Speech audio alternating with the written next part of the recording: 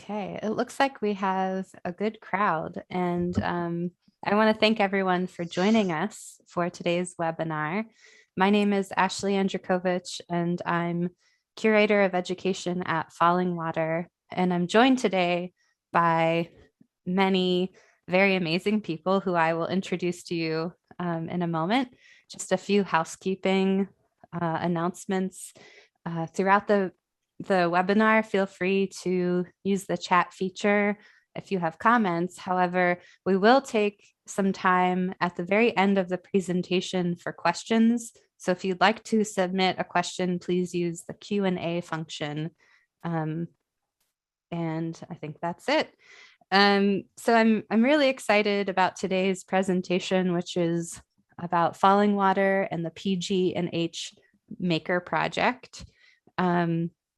This was a year-long project, a collaboration between Fallingwater, PG&H, which is a project of the Creative Business Accelerator, which you'll learn about in just a moment, and some really amazing and talented local artists and craftspeople. So this program it started as an educational program, but it also yields products that are actually sold in Fallingwater's Museum Store and works that are presented in a corresponding exhibition at Pittsburgh's Concept Gallery opening next week. And we'll talk about that also in a bit. So the Fallingwater and PG&H Maker Project is an opportunity to make Fallingwater and its collection available to local creatives for inspiration, while simultaneously supporting our local maker economy through Fallingwater's Museum Store. And this project, it begins with, I'll share some images, a day of inspiration gathering at Fallingwater. The makers came to Fallingwater on a Wednesday when we were closed to the public, which gave them an opportunity to wander the house and the grounds and do some sketching, some thinking. And after that, they returned to their studios and designed objects related to Fallingwater, inspired by Fallingwater, that they were able to propose for sale in Fallingwater's Museum Store. So you'll learn about all of the parts of this collaboration during this presentation. You will meet Katie Johnson, who is Associate Director of Creative Business Accelerator. You will meet Craig Falatovich, who is the manager of Fallingwater's Museum Store. And you will meet artists Jen Allen, Kate Marchand, Mary Tremonte, and Rachel Saul Rearick. So first, I wanted to introduce Katie Johnson, who I already mentioned is Associate Director of the Creative Business Accelerator. Hi, everybody. Ashley, thank you for introducing me and for bringing us all together to talk about a program that is really near and dear to my heart. This is the second iteration of this program, actually, and it's been a really great experience, I think, for the artists and also for the Creative Business Accelerator, where we also get to go on site and explore the house, learn about Fallingwater, and we get to see all of these different design iterations coming out of that experience. And it's so fascinating to see the different parts of the site itself that the artists are finding inspiration from and then applying to their creative practice and then generating a new and interesting design. So I'm going to share my screen to talk a little bit about the Creative Business Accelerator and why we have partnered on this program. So should be able to see my screen. So this is a shot of all of us at the house, and it was a beautiful day in September of last year. So a little bit about the Creative Business Accelerator. We support the entrepreneurial artists, designers, makers, and craftspeople building businesses that impact the regional economy in meaningful ways. So we work to empower creative businesses to contribute to equitable economic growth, because we believe that strong and successful creative businesses emerge as effective allies in our efforts to make Western Pennsylvania a thriving region for all. Creative businesses create jobs, they reactivate post-industrial spaces and bring business activity to disinvested communities in need of new and innovative economic activity. We are a nonprofit, and so our work really stems from both the initiative of our funders, our mission, and then really wonderful partners like Fallingwater to make this vision a reality. One of the parts of our work that I think is really important, especially as, you know, myself, I had an art business before I came on board to the CBA and went through art school. And I would say that in my experience, and I think in general in Western culture, the stereotype of the starving artist is really one that permeates sort of all of our conceptions of what it means to be an artist. And at the Creative Business Accelerator, one of the things that we're really trying to do is transcend the stereotype that in order to be a legitimate and successful artist, you do not need to be a starving artist. It is actually an outdated perspective. And in this perspective, success equals failure. It romanticizes pain and leverages privilege. But instead, we're trying to reframe this idea of having a creative career and a successful business where one can have creative fulfillment and that can still be your highest priority. But creating financial resilience does not mean that you are a raging capitalist. It means that you're somebody that is creating something that is sustainable. It's building equity in yourself and your family and in your community. And you can have real social impact and have meaningful change while still doing the things that you love. And so framing all of those ideas, then we are really looking at 6 areas that we provide support for regional makers. And that's through assisting in access to space, access to capital through funding. The Creative Business Accelerator is actually a program of a nonprofit lender. It's a CDFI called a Community Development Financial Institution called Bridgeway Capital. And so we offer access to capital, and that includes loans and grants for many creative entrepreneurs who might not have access to traditional loans for a plethora of reasons. There are many barriers to capital for businesses, but capital actually happens to be one of the keystones of success for most entrepreneurs. We also have over 400 businesses in our network. So these are artists, makers, designers who are working in a number of different ways in the creative sector. And we work to bring cohorts together, just like the cohort here for the Fallingwater project, where people get to exist in the same space, share resources, talk, and connect. We also offer access to markets, which is also how this partnership has evolved.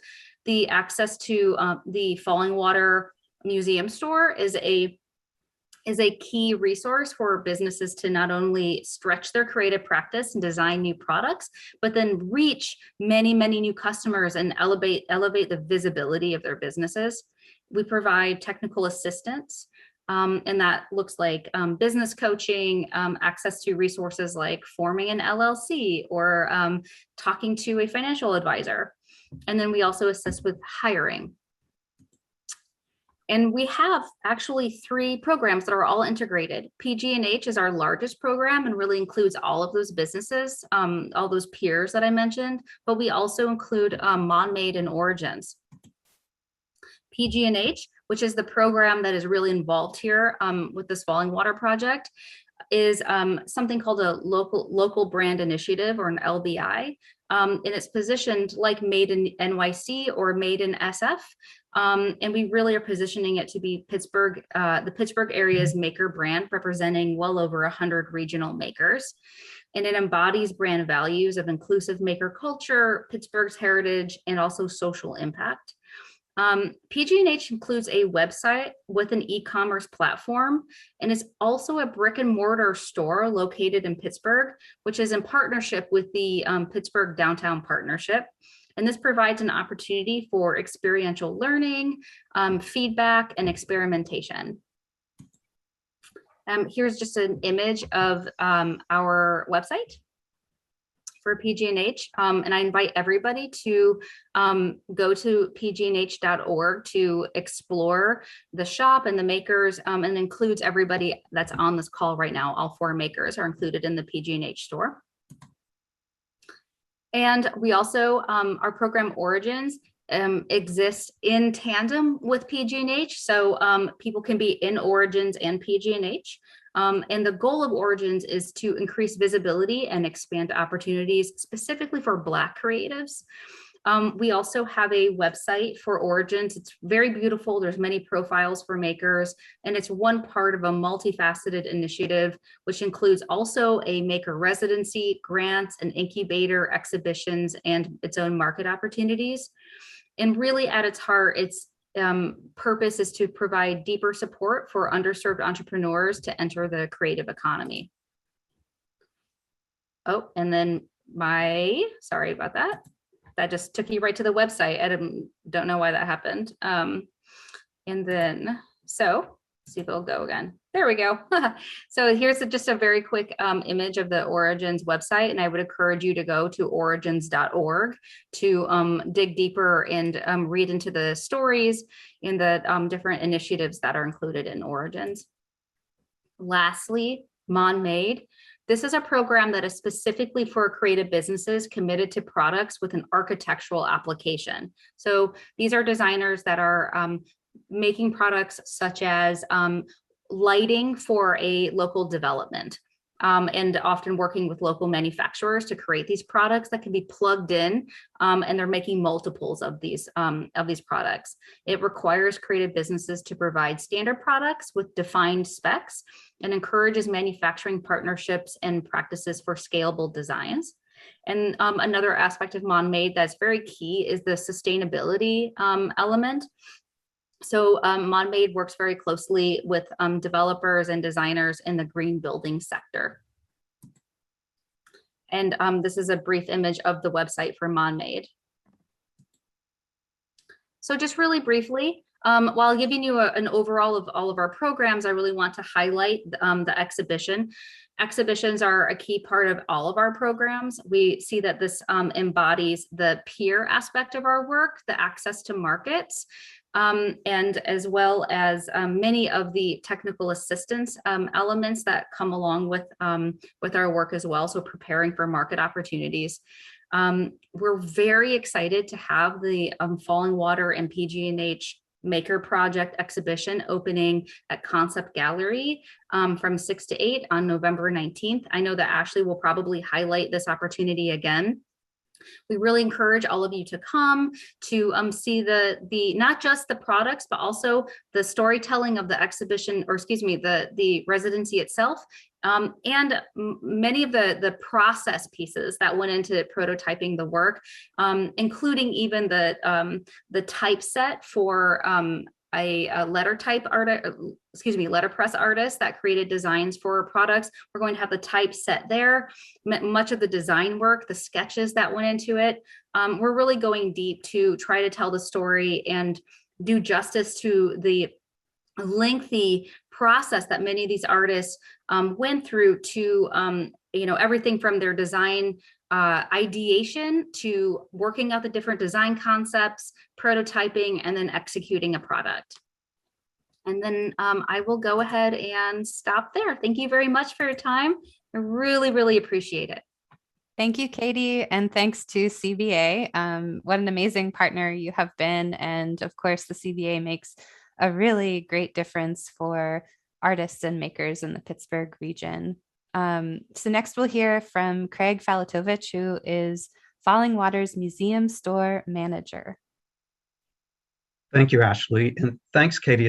I've learned more in that little brief presentation than I've done over the past 2 years. You guys do so much work and really good work. So congratulations to you and the CBA.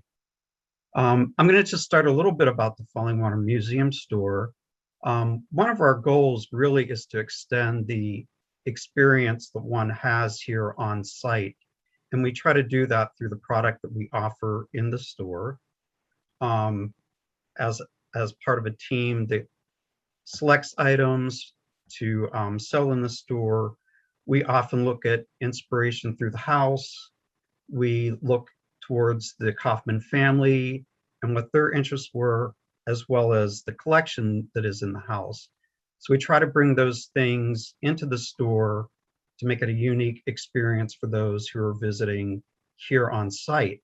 We also try to translate that into our online store, picking select products that showcase what we have inside the museum store. And we do try to have everything, a little bit of something for everyone, really. As the retail manager, I'm always looking for opportunities to work with artists, designers, makers, to come up with a new design or something unique that we can present in the Fallingwater Museum Store. So something that kind of makes us stand out different from other locations.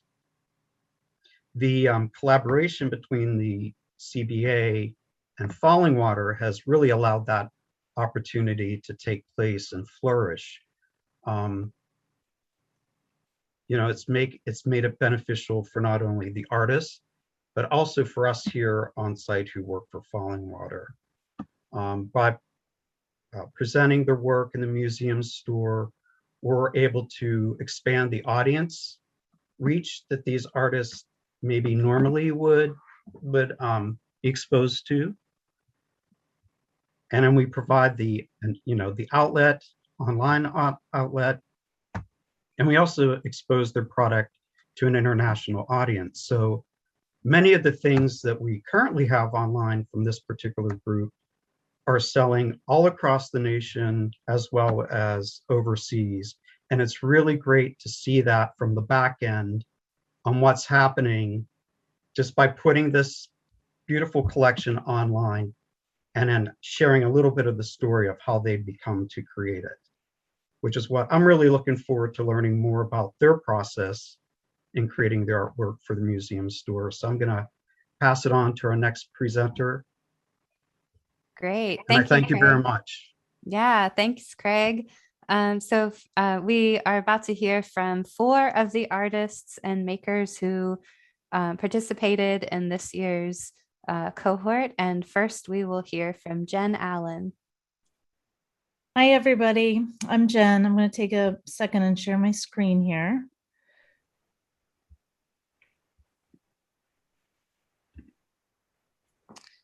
All right. So I'm a ceramic artist, and for this project, I made a series of architectural vases that are based on my experience in Fallingwater. They are very different than my normal line of work. I think both Katie and Craig mentioned that this was a way for artists to work outside of, something that they would normally do. And so I took that and kind of ran with it.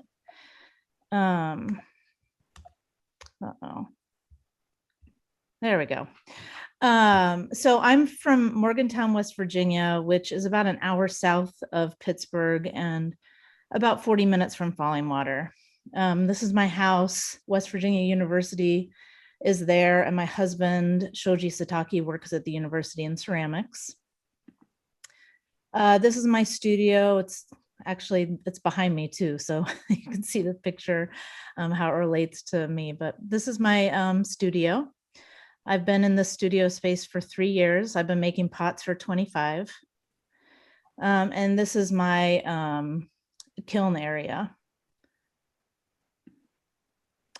I come from a family of artists. My grandfather was a World War II cameraman. This is him behind his camera, and an image that he took, and also a drawing that he did.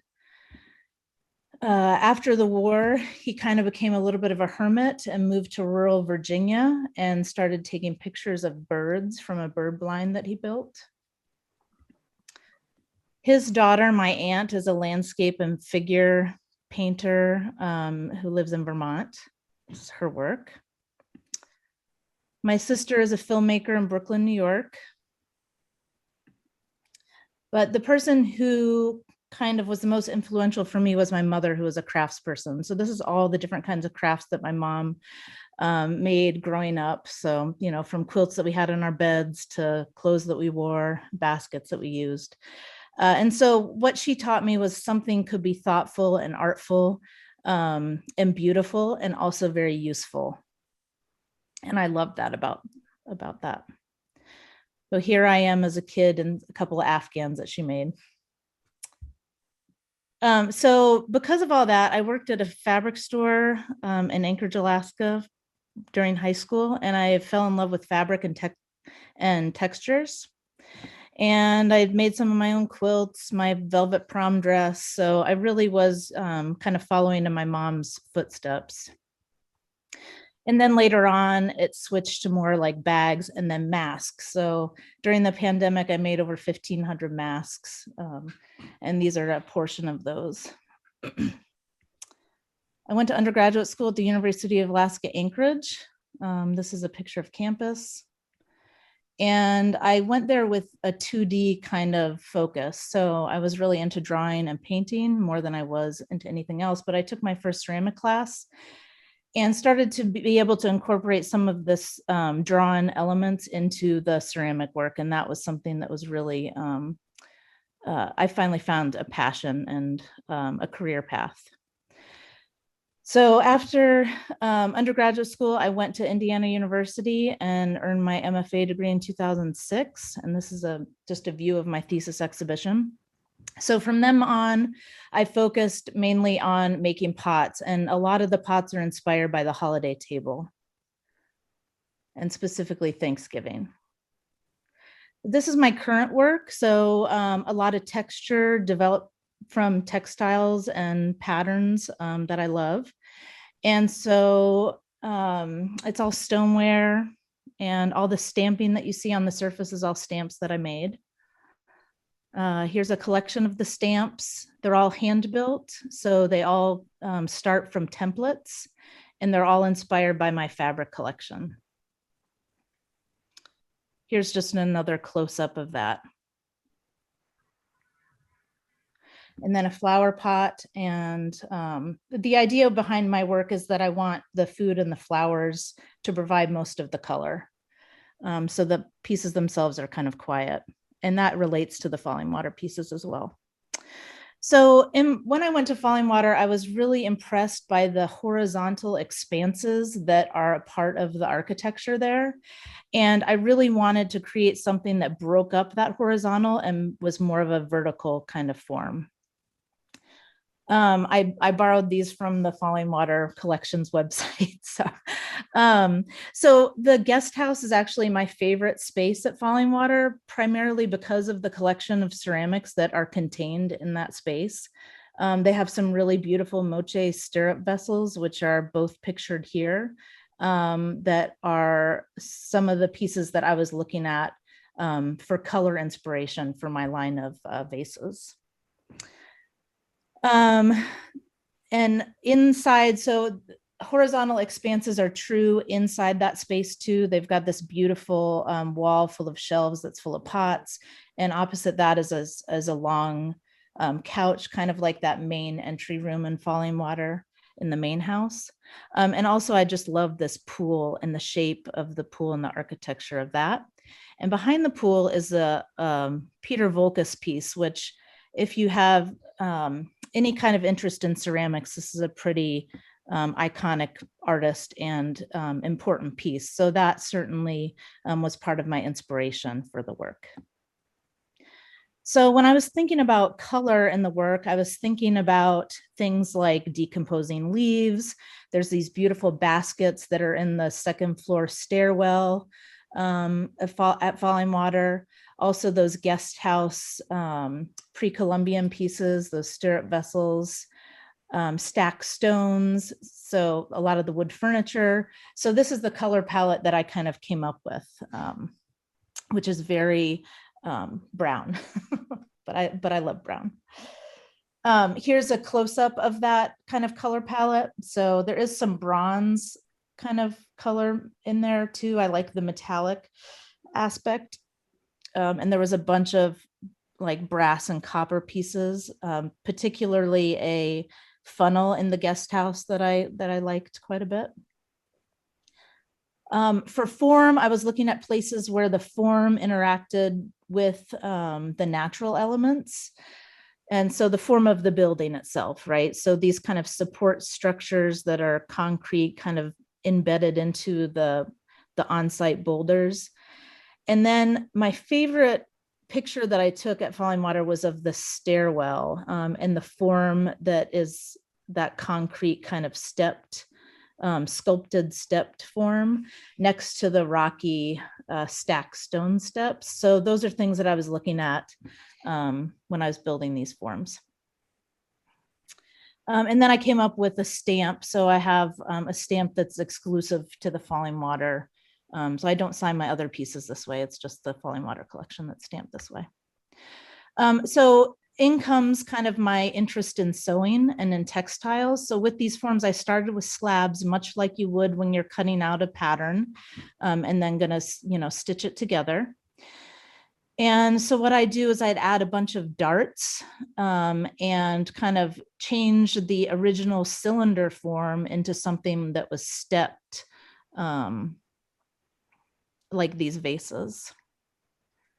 And so here's another example of these. So they start out as basic cylinders, and then I cut into them and create these kind of steps on them that change the profile of the form. And I am interested just as much as the positive space of these forms as I am the negative space that is created in between them. As far as texture on the surface of the work, that Vulcus piece with the kind of striations that happen from the carving tools is something that I really loved and was looking a lot at. And also the stacked stones next to that cast, like sculpted concrete. So that round next to that sharp.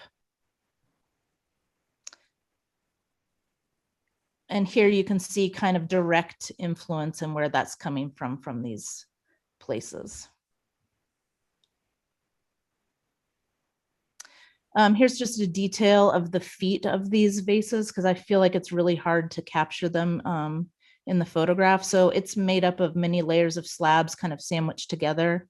And then I wedge in little like square and rectangular rocks into those slabs. And here's part of the collection that is going to the exhibition that opens up November 19th. And here, if you want any more information about me. This is my daughter. I've got a son too, so I've got two small kids. Thank you very much. I'm going to stop sharing now. Thank you, Jen. Thanks for sharing. And if anyone who is watching is wondering, I will follow up via email with information about the artists, the exhibition that's coming up, and a link to our museum store and the CBA. So our next presenter is Kate Marchand.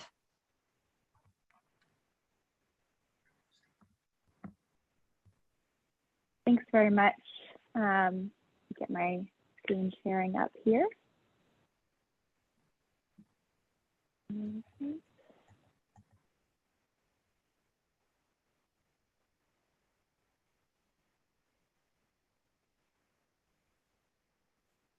Hi, thanks so much for having me. I'm Kate Marchand. I'm the owner and maker behind Stone and Sparrow Studio. And I have a studio storefront in Wilkinsburg, Pennsylvania, with much thanks to the Creative Business Accelerator for support and over the past couple of years for helping me get to this place and get involved in programs like this. I'm originally a California native. I'm a complete transplant here to Pittsburgh, but I've always been involved in the arts through the influence of my grandmother and my great-grandfather, who were also artists working in California and in different parts of the East Coast, mostly painters, but highly influential in my life in helping me get involved in the art through education and different programs. I think that they are a huge influence in why I continued to be interested in art over the course of my years and why I started at such a young age. So a little background on where I come from. So I'm originally from the Silicon Valley, the heart of it, right next to San Jose, where you'll find places like Netflix and Facebook. So very high tech, but I was also growing up in the Santa Cruz Mountains. So we were right at the foothills, and I was homeschooled for several years. And during a part of my homeschool program, I got involved in a ceramics program. And at 9 years old, I got on the kick wheel for the first time, which many of us, I know Jen and others who are in ceramics, the kick wheel is a beast of its own. There's a lot of trial and error involved, but it's something that just the tactile nature of clay, of having something spin and understanding the physics of it really grasped my attention, and I couldn't get enough. So for years after I've been involved in ceramics, I actually went to San Jose State University on scholarship for soccer, but ended up majoring in art with a specific focus on ceramic arts. And for several years after school, I actually took time away from ceramics because, like Katie mentioned, it seems like the starving artist is very true when you're growing up in that kind of a setting. And so I went and I was a project manager for several years for a big med tech corporation. And after doing an expat assignment abroad, I came home and knew something in my life had to change. I couldn't keep working day in and day out, 70, 80-hour weeks without some kind of release. And so I started getting back into ceramics about 5 years ago. And I have just gotten deeper and deeper and deeper ever since. So it's a very rapid start getting back into clay and starting my business, which I moved to Pittsburgh 2 years ago. And now am happily in my own studio and making lots of wonderful work. So what you can see on the right here is what you might actually expect from me. I am a mid-century, minimal, Scandinavian style artist. I like kind of the less is more motto. And I also partner really closely with my husband, who is an industrial designer. And so you'll see a lot of that influence in my work because we collaborate quite a bit on designs, shapes, use and function. And so when we're going through that prototyping phase, we're going through that conceptual development, I use him as a really great sounding board. And you'll see that reflected in his style and how I then take his feedback and manipulate it into something that is my style. So diving kind of straight into, besides just my approach to this, I felt I wanted to be true to myself and bring that minimalist aspect, bring that kind of mid-century feel to what we saw at Fallingwater. And it's interesting to do that because Fallingwater is already mid-century, right? So how do you take that and make it your own and not just replicate something that you see at Fallingwater? So a lot of how I get inspired as an artist is through shapes and colors. It actually has very little to do with much else. You'll see kind of the natural aspects in it, but much of what my focus was when we went to Fallingwater was looking at how does the actual home intersect? What angles does it hit? What other features are brought in? So I think we think a lot about the nature surrounding it, about the way that it kind of just bleeds right into the rock surrounding.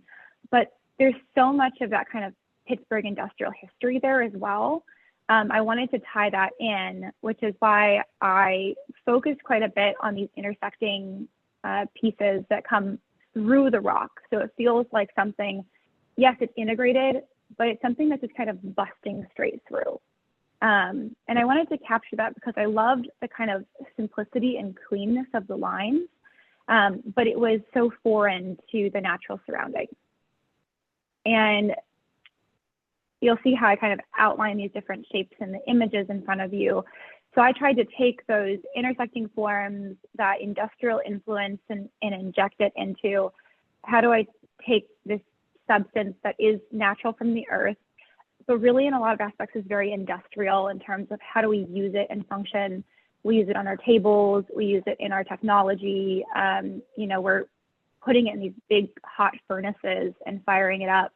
So how do I take kind of those two influences and interject them? And I brought these in mostly in my mug forms. So there are two mugs that I developed for Fallingwater, which you'll see at the end here, that really embody those. One was the intersection mug. So you'll see the handle protruding actually straight through the mug. So it would kind of replicate what happened with those beams and supports going straight through the wall of the rock. And then something that really struck me was this kind of bright red that sticks out, you know, around the features. It's toned down, but it's not necessarily a natural color that you see everywhere in the surroundings. So that red really captured me, and it was interesting to look at these different shapes and see how I might emulate that to something that's functional, because I'm a very strong proponent of, I like to have things that are functional. I like something that I make to be used. So like this rail, I wanted this rail to have a feature in a mug that was going to be picked up all the time, just the way you would put your hand on a rail as you were going through the space. And then got into some more abstract ideas as we walked through the home. The house, I wanted to look at some of the objects that were inside. And this tribal duster I developed was from the master bedroom. I think you'll see this from some of the other artists as well. It definitely captured at least a couple of our attentions, but there was this African kind of tribal brush that was sitting in the corner. And I just could not stop looking at the shape of it. I loved how it swept. I loved how it incorporated such a natural material into the space. And while it might not have been like the most practical thing, it was just an object of beauty. And I wanted to take that and run with it in some way, shape, or form. And then again, that kind of interjecting of architectural elements into the natural environment, use this as inspiration for several different products. These bookends were one that were kind of near and dear to my heart, and I'll talk more about those in a second. But they were something that I was super inspired by, looking particularly at this view you see here of how the beams kind of protrude straight through that sandstone. It was so pronounced to me, and it was so obvious in my mind what I wanted to do with this, even being on site at Fallingwater. And so I wanted to highlight that because I will talk more about these bookends. But I also wanted to capture some of these other features that some people maybe would pass by and not really think about. One of those being these supports of that cantilever underneath. They frequently get lost in the shadow of the home, but it was something that like I just kept staring at, kept seeing, and I wanted to kind of figure out how I could use that support in a support for another vessel. And likewise, there are some details within the home, like the wood slats that cover all of the venting, that really made it kind of integrating of this industrial space, of this industrial thing that we've introduced to this surrounding, and coating it with this natural material that made it felt like it just kind of fit right in. It wasn't something obvious, and most people do just walk right by it and don't notice the detail of these tiny little grates. And so I wanted to try and highlight that through some of the products so that you could capture the essence of these tiny details that Frank Lloyd Wright really took a lot of time in thinking about. This is kind of the conceptual side of how I developed a lot of the products that I presented and made into prototypes and shared with the Fallingwater staff. But taking these ideas from a concept into an actual product and an actual prototype is a whole different story, right? There's a struggle with material, there's a struggle with process, there's the question of, can it be done? And that's kind of what you work through when you take that idea and you start working in the material. And many of these, just within the time that we had allotted and how much we had to do, the ideas were there, and I came up with a handful of them. I presented, I believe, 9 different ideas in concept and in prototype. And of course, you always then have that kind of transition period too, where you're saying, well, this was my idea. And then you get tactile with the product and the material, and you go, oh, but what if I did it this way? Or what if I tweaked this or that? And so there's some differences here that you'll see between what my prototypes look like and what the actual concepts are, because you're working with that material. So these are just some examples that you might have noticed resemble some of the prototype concepts that I had, but maybe differ in just a few different ways here and there, and really took on kind of the inspiration of the moment. The next thing I know Jen referenced here was also her colors. And this is a really, really big part to me of how this looks, because when you're working in clay, everything is brown or gray until you get to the end. But it's that end step that's so difficult to get right, because a glaze fire, which is the material that you put on the exterior of your clay body to make it food safe, to make it impenetrable, is a very, very tricky thing to do. And to get those things just right will make or break what your end result comes to. And so I actually spent a lot of time in the development of my product focusing on color and glaze to try and get this exactly how I wanted it to be. And that meant working with different types of glazes and testing them with different color combinations, because they all react differently. But the 2 areas that I really wanted to focus on here were the colors and where they came from. So there's 2 swatches, and these are the primary colors that I went with my final pieces. And it was really drawing inspiration from those rhododendron leaves and the color of that kind of caravan canvas from the home, as well as this iron finish that you saw all around the window frames and on the railing.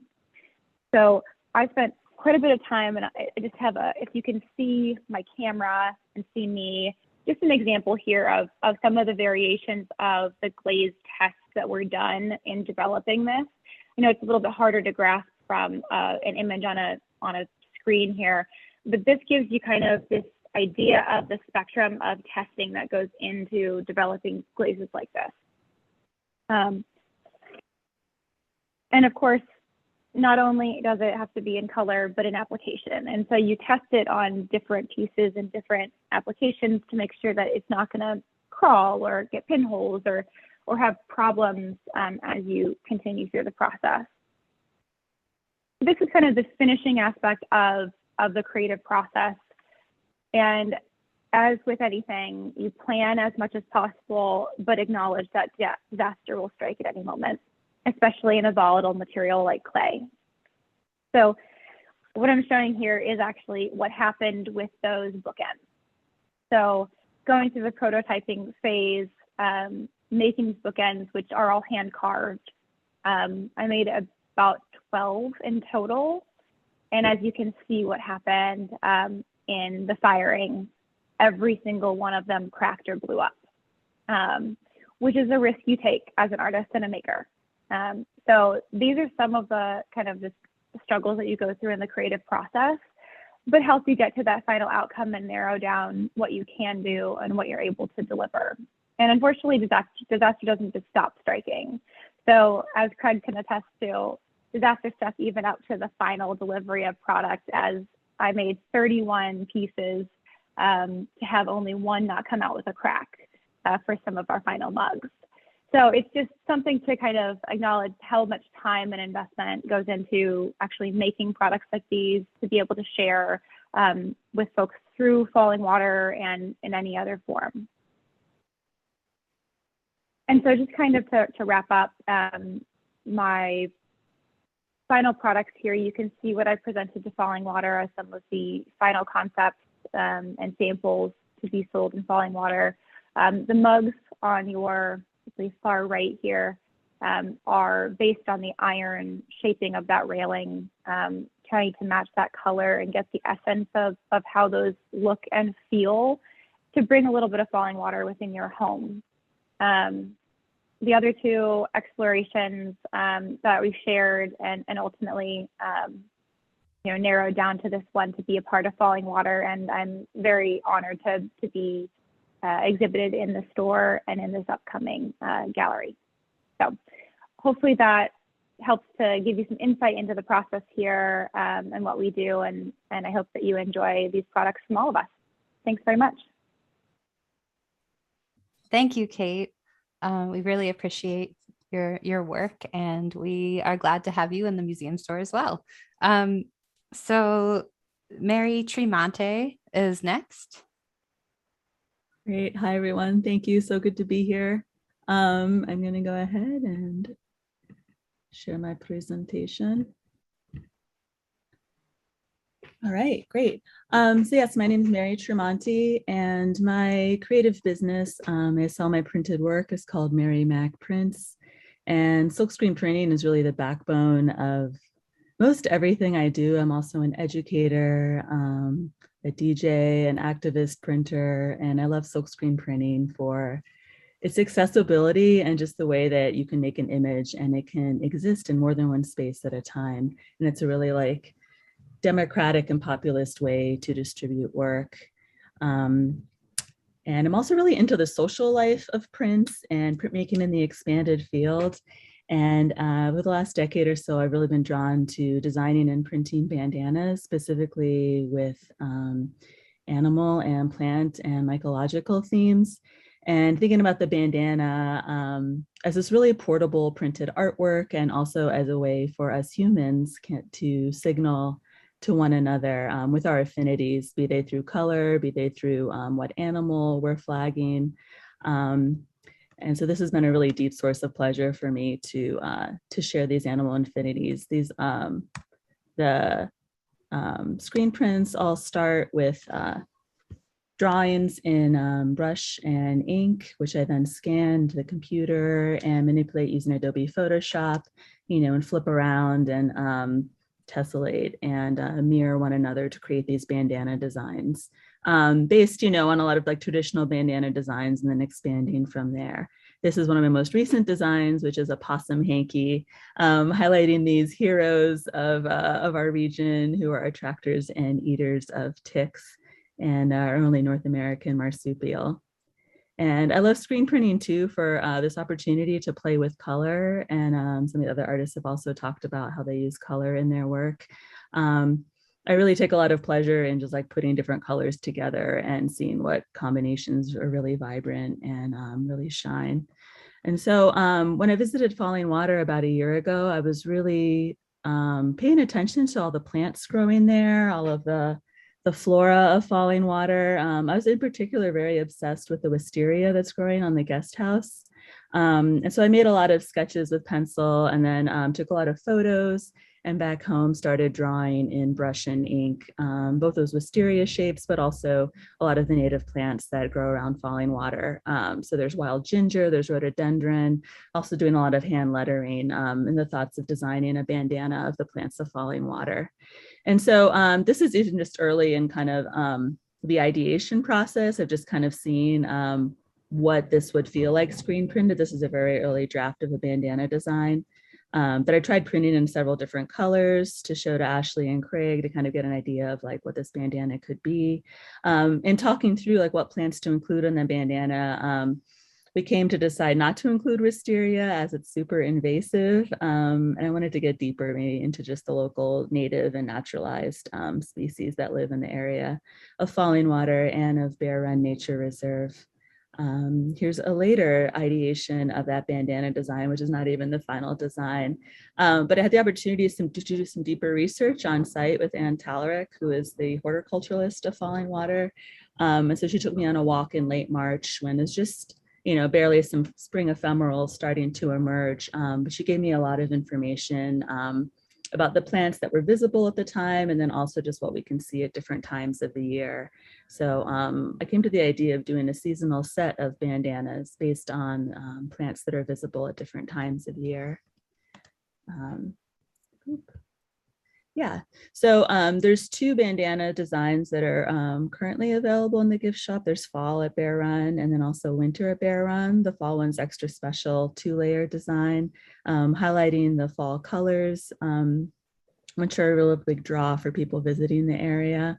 So you can kind of see a little bit of this in process with the screen above full of ink, printing on the bandana below. And here's a little sneak preview of summer at Bear Run, which is one of my favorites, getting to draw some of my favorite plants of bee balm and Joe Pye weed, and printing in this like rich gold ink on different vibrant jewel tones of hankies.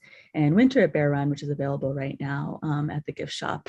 And I'll have all the different seasonal bandanas at Concept Gallery. So you will get a little sneak peek if you come to that show of the designs that will be available later in the year. Here's a product that I prototyped, but that did not make the cut into the collection of doing screen printed linen napkins and taking some of these same elements that I've been drawing, in this case, mushrooms, morels, and chanterelles, which are also present in the area. But this, I'm an advanced beginner sewer, I would say, but it was a real stretch, I think, to create these, and not as much of a natural fit as doing the bandanas. So this idea was nixed. I did take some of those drawn elements and expand them into pattern, repeat pattern. And then I was at an art residency last fall around this time where I had access to a risograph, which is kind of a screen printing, photocopying hybrid machine that allows you to duplicate an image using kind of a screen printing process that's very quick and efficient. And they also had a perfect binder there. So I wanted to test making out some blank books. This is an object that I've been journaling, since I was a teenager, and really love the object of the blank book, of the journal, of the sketchbook. And so I wanted to make some books that would be really appealing to myself. So I just designed these prototypes. I think these were even before the prototype phase of the project, but just kind of initial brainstorming of ideas. I physically made some because I was able to. This is just including some of those plant drawings of wild ginger and wisteria. And at the time, I also made some books just for myself, including drawings of morels and other mushrooms and sumac. And I showed all of these to Craig and I think to Justin at a meeting, a further idea development meeting. And they were really drawn to the mushroom notebooks, less so than the plant notebooks. So the morel and other mushroom layered notebooks and journals are what I ended up pursuing as products for the shop. So here they are, these journals. These are 8 by 10, and there's 3 different colorways. And they also suggested that I make some smaller notebooks, and so I did. So these are 5 by 7, and they come in a set of 3, and there's 3 different colorways for these. Again, just this opportunity to really play with color, play with layering of images, and expand the possibility for what one drawing can do, by repeating it, printing it in different colors, layering it. Another object that I've been working through making in the last year is stationery sets. I did get a risograph of my own last summer to work on a project with Grow Pittsburgh and the Office of Public Art, printing zines. Stationery is another paper good that I've long collected and used and taken a lot of pleasure in, and sent a lot of mail for a big part of my life. And so this is taking some of the elements from the bandanas and just laying them out in a different way and translating them to paper and envelope. And I also did this with chanterelles. So these were some examples that I showed the Fallingwater team as a possibility of a kind of object I could make. And then I came to make these sets of stationery, including spring plants and mushrooms from the space of Bear Run. And then finally, this last phase, this was an outgrowth of a long-running project and work that I've been doing of making Queer Scout badges. So kind of this prefigurative idea of what if there was a Queer Scouts, what would be the badges that you'd earn as a Queer Scout. This grew out of a thematic dance party. I used to throw this monthly dance party, Operation Sappho. We'd have a theme each time. One theme was Queer Scouts. I hand drew really simple badges and screen printed them and gave them out to people who attended, and then said, hey, there should be the poster of all the badges you want to earn. And then, oh, we should actually make these embroidered badges as actual badges that people can sew onto their clothing, and again, signaling to one another out in the world. So I was thinking about the space of Bear Run Nature Reserve and also how it was Bear Run Camp before Fallingwater was built. And so kind of playing with the idea of Bear Run Camp and the badges one might earn at Bear Run Camp. So this was an early sketch, just like this little grain of an idea that I shared early on with Craig and Justin that really resonated. And then this is the poster that I made with the resew of all the badges you would earn at Bear Run Camp, with the idea that these would also then be embroidered badges. And so, yeah, the Fallingwater shop decided not to carry the poster, but they did want to carry the badges. So we're releasing them in phases. There's 3 that are available right now: Fern Fan, Leaf Peeper, and Hangover. And then we'll be releasing 3 more in the spring, and then 3 more later in the year in the summer. And so just thinking about, objects for everyday use, objects that we can use to signal to one another, thinking about the souvenir and carrying the experience of falling water, away from you and back out in the world outside of that space. How do we commemorate these ephemeral temporal experiences? And it's been a really deep pleasure doing this work and just kind of expanding how to connect my practice that as it exists and how to connect it to other spaces and places and cultural spaces. So I will stop there. Thank you so much. Thank you, Mary. And last but not least, Rachel, Saul, Rearick. Hi, everybody. So I am Rachel, and I guess as an intro, I am a printmaker. The majority of my work is kind of more along the abstract and monoprint line. I do a lot of collaborations with my wife, so we make a lot of, I make the prints, she does a lot of work on steel, and then together we kind of sculpt some of the prints into paper sculptures that sit onto the steel or next to the steel. By profession, I'm actually more in the arts administration camp. So I'm the new executive director at Contemporary Craft. And I think for me, this project has been really beneficial to my personal artist practice because that tends to come second for me. And being able to work with the CBA and Fallingwater was an opportunity to push my work a bit more. And I have only really worked in the gallery setting with my prints. So this was, I think, really gets at the root of what the CBA is doing for artists, providing an opportunity to actually take your work to the marketplace or to a retail setting outside of just showing it framed in galleries. So I have just a few images for a presentation, and Ashley actually has them for me. So one of the things that many people probably know if you've visited Fallingwater is that you can really only photograph the outside and not so much of the interior.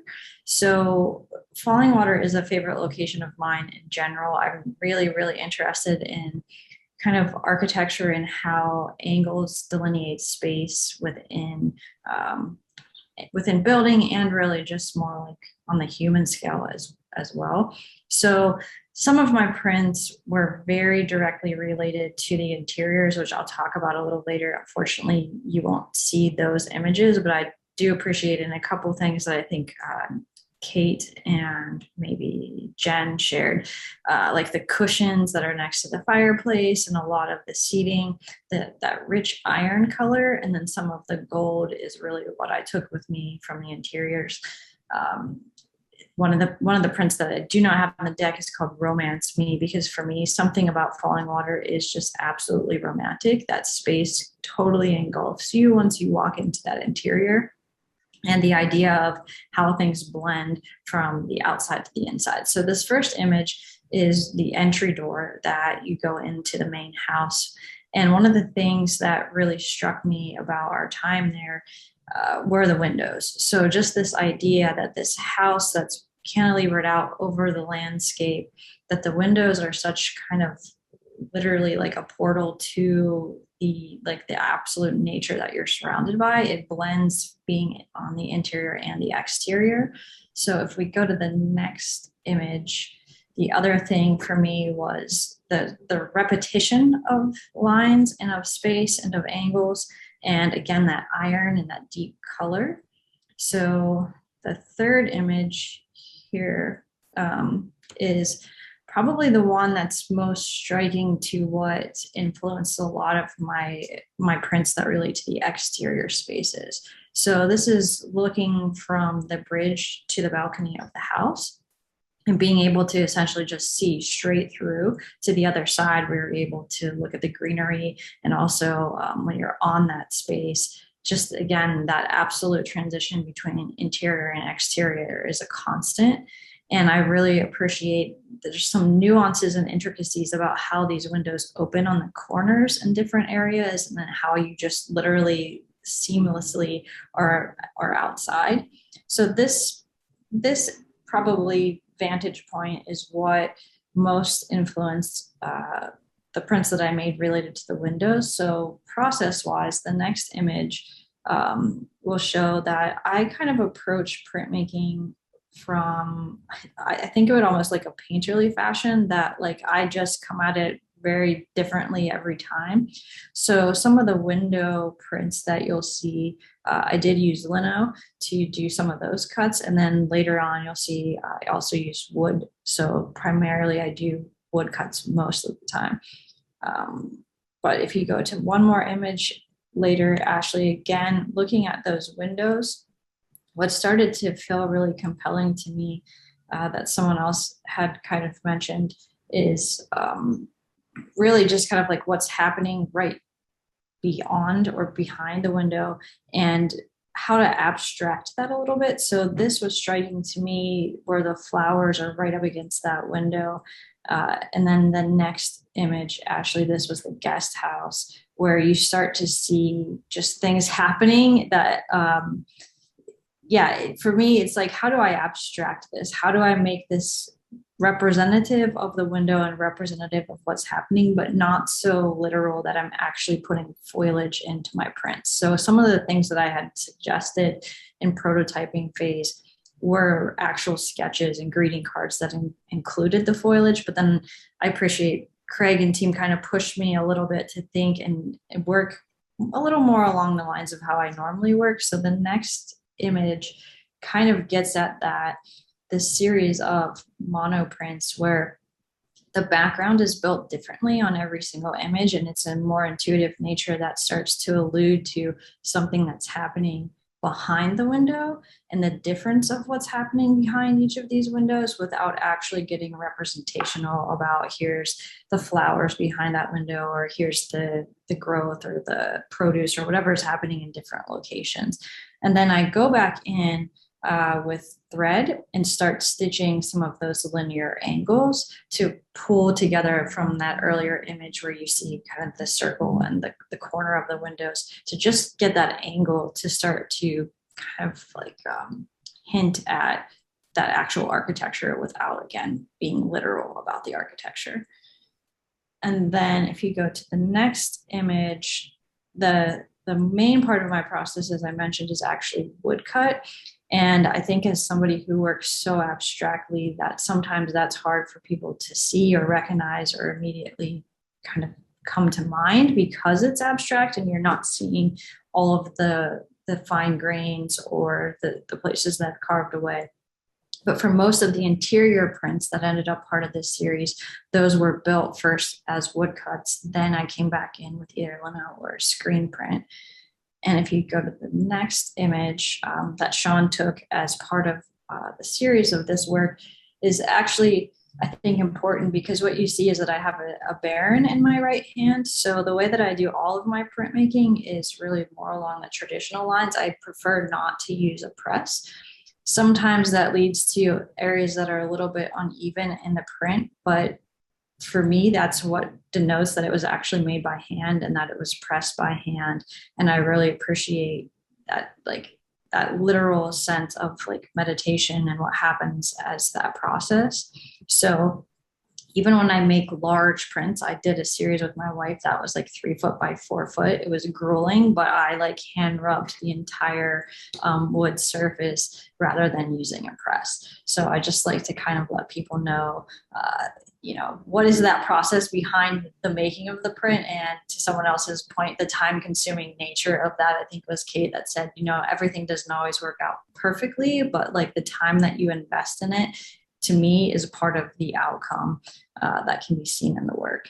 So the next image shows a little bit of like the layer building that I'm doing. So some of the wood block, then some of the screen or the lino, and then a lot of these prints, I have a kind of sheen that goes on top of them, and it's a gloss that hits it just when the sun is right. Because again, for me, being in that space, there's something about the sun or nature or the shadow play that starts to happen as the light changes throughout the day, both on the exterior as well as the interior spaces. And so I don't have images of everything because I'm, leaving it to hoping that people visit the concept exhibition as well as check out everything that Craig and team have curated for the store. But the last image that I do want to share is 2 prints that I've made beyond what I'm showing at the Fallingwater store, and they're more specific to the concept exhibition. So what I did was push myself a little bit in size, and then one of these is really, really tiny, and one of them is much bigger than the work that's being shown. And again, you just start to see kind of those layers, those angles, the architecture, and the interiors. That red and iron color and rust was really important for me. And the idea of, again, just like the getting close, it's kind of hard to see on the screen, but in person, there's a lot of work happening with the circles, how close things are to one another, what's the relationship, how is the space delineated between those things, and then how are those layers built upon each other that starts to abstract the physicality of all of that. So just wanted to give you a quick run through of that. That's my process, and I hope that everybody does make it out to concept, because I think a lot of us are showing things that aren't necessarily in the Fallingwater store, which is going to be fun for me also to see what everybody's done. So thanks to everybody for the inclusion and the opportunity to share. Thank you very much, Rachel. And thanks to all of you for sharing about your process and the end results and your inspiration at Fallingwater.